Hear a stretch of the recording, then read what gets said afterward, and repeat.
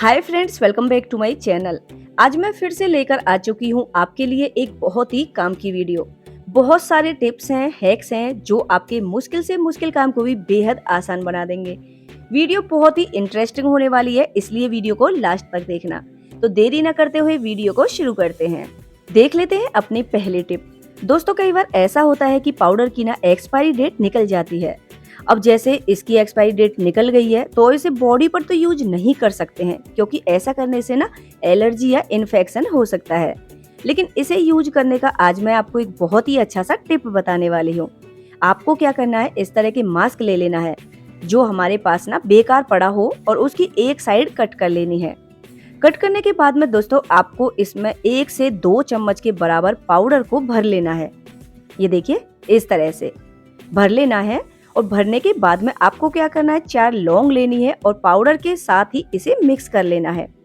Mix करने के बाद में आपको इस तरह से इसे फोल्ड करना है और रबर बैंड से इधर की साइड से टाइट से कस लेना है, ताकि ना ये पाउडर जो हमने इसके अंदर भरा है ना, वो बाहर ना निकले। अब इसे यूज कैसे करना है मैं आपको बताऊंगी। अब इसके अंदर ना छोटे छोटे ना छिद्र होते हैं, तो जिसमें से ना पाउडर भी आसानी से निकल जाएगा। तो इसकी जो फ्रेग्रेंस है ना, इसके अंदर जो खुशबू है वो भी आसानी से बाहर आ सकती है। लेकिन इसका हमें करना क्या है वो चलो मैं बताती हूँ आपको। तो दोस्तों, हर घर में ना ऐसा होता है कि जो हमारे डेली यूज के कपड़े होते हैं उन्हें या तो अलमारी में या फिर इस तरह से दरवाजे के पीछे ना हैंगर में टांग कर रखते हैं। अब कई बार मौसम की वजह से ना इनके अंदर अजीब सी सीलन बन जाती है, जैसे बारिश के मौसम में। तो इस तरह की सीलन को दूर करने के लिए और इनमें अच्छी सी खुशबू बनाने के लिए आपको क्या करना है, जो ये पाउच बनाकर तैयार किया है ना, इसे लास्ट में हैंग कर देना है। तो एक तो कपड़ों के अंदर जो अजीब सी स्मेल बनती है वो नहीं बनेगी और अच्छी सी खुशबू भी बनी रहेगी। देख लेते हैं अपनी दूसरी टिप। कई बार जब हम सामान लेकर आते हैं ना कुछ इस तरह का, तो उनके साथ जो पैकेट आता है ना जिसके अंदर ये रखी हुई होती है, बहुत ही यूजफुल होती है। जैसे कि ये मच्छर मारने वाला बैट था और इस पॉलीथीन के अंदर ना ये पैक होकर आया था। अब इसे फेंकने की बजाय बहुत अच्छे से इसका इस्तेमाल भी किया जा सकता है। जैसे कि आज मैं आपको एक बहुत ही जबरदस्त सा आइडिया बताऊंगी। इसमें चेन लगी हुई है, तो हमें क्या करना है, चेन की साइड से ना इसे 6 इंच पर निशान लगा लेना है। अब जैसे आपको जितनी इसकी लंबाई चौड़ाई चाहिए ना, उस हिसाब से आप कट कर सकते हैं। मुझे इसकी जो चौड़ाई है वो तो सेम रखनी है, लेकिन जो इसकी लंबाई है ना उसे हमें 6 इंच रखना है। तो इस तरह से हमने 6 इंच पर निशान लगाया और इसे इधर तक कट कर लिया। अब ये 2 साइड इसकी सिली हुई है और जो साइड हमने कट की है ना, उधर की साइड से क्या करना है, पाइपिंग लेनी है और इधर सील कर बंद कर देना है। अगर आपकी मशीन है जो इस तरह की पॉलीथीन के ऊपर नहीं चलती है ना, तो आपको न्यूज़पेपर के छोटे छोटे पीस कट करने हैं, उसे रखकर सिलाई लगानी है, तो बहुत आसानी से सिलाई लग जाती है। अब ये हमारा एक पाउच बनकर रेडी हो गया है। आप चाहे इसे किसी भी तरह से इस्तेमाल कर सकते हैं। बच्चों को दे दीजिए, वो अपनी किट बना लेंगे पेन पेंसिल रखने के लिए, या फिर इसके अंदर मेडिसिन रख सकते हैं, खांसी जुकाम बुखार विक्स वगैरह। तो ये एक यूजफुल सा ना फर्स्ट एड किट बनकर तैयार हो जाएगा। और सबसे अच्छी चीज मुझे इसमें ये लगी कि हमें ना चेन लगाने की जरूरत नहीं पड़ी और न ही टांगने के लिए कुंदे की जरूरत पड़ी, क्योंकि इसमें अपने आप ही कुंदा भी बना हुआ है हैंग करने के लिए, ये देखिए, और चेन भी लगी हुई है। तो बेकार पड़ी पॉलीथीन का भी अच्छे से यूज कर लिया हमने। अब देख लेते हैं दोस्तों अपनी अगली टिप। कई बार बच्चे ना क्या करते हैं, जो उनके पायजामा में नाड़ा डला हुआ होता है ना, उसे खींच लेते हैं एक साइड से, या तो फिर वो अंदर धंस जाता है या फिर वो उसे निकाल कर फेंक ही देते हैं। और फिर उसकी वजह से इसकी जो लास्टिक है वो लूज हो जाती है और वो टाइट नहीं हो पाता है, और फिर उसे बच्चे पहनना पसंद भी नहीं करते हैं। तो आज मैं आपको दोस्तों एक बहुत ही अच्छा सा यूजफुल सा हैक बताऊंगी आपको। आपको क्या करना है, दोनों छोर ना बराबर कर लेने हैं नाड़े के।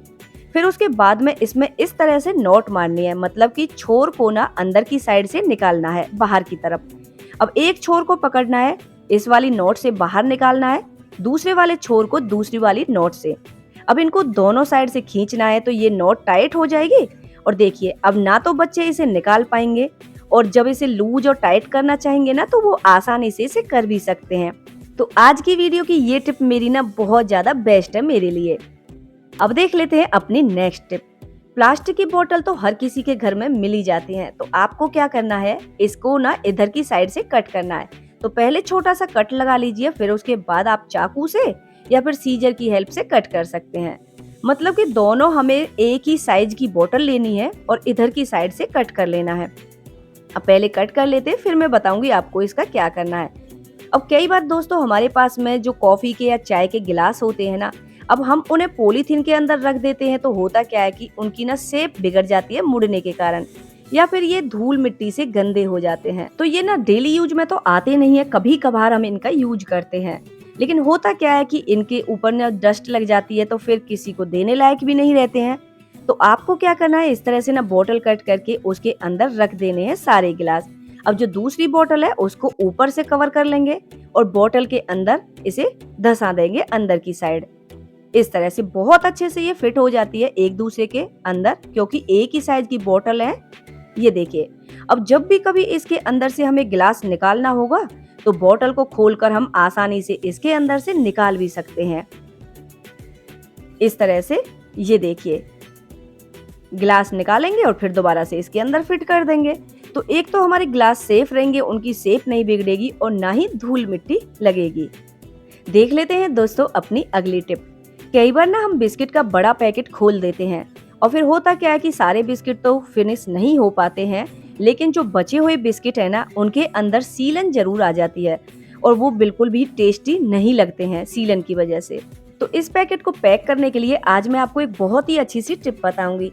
चिमटे को गरम करना है और गरम चिमटे को ना पैकेट के मुंह वाली साइड इस तरह से लगाना है।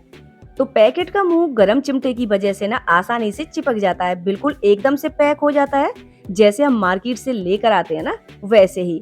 अब इसे आप रख सकते हैं कितने ही दिनों के लिए। देख लेते हैं दोस्तों अपनी अगली टिप। डस्टबिन के अंदर ना डायरेक्ट कचरा नहीं डालना चाहिए, क्योंकि इससे होता क्या है कि एक तो डस्टबिन गंदा हो जाता है और दूसरा डस्टबिन के अंदर ना बहुत गंदी स्मेल बन जाती है, घर के अंदर रुका भी नहीं जाता है कई बार। तो इस तरह की पॉलीथीन तो हमारे हर किसी के घर में रहती ही है। तो आपको क्या करना है, पॉलीथीन लेनी है एक बड़े साइज की और इसके मुंह वाली साइड ना इसको अच्छे से फंसा देना है।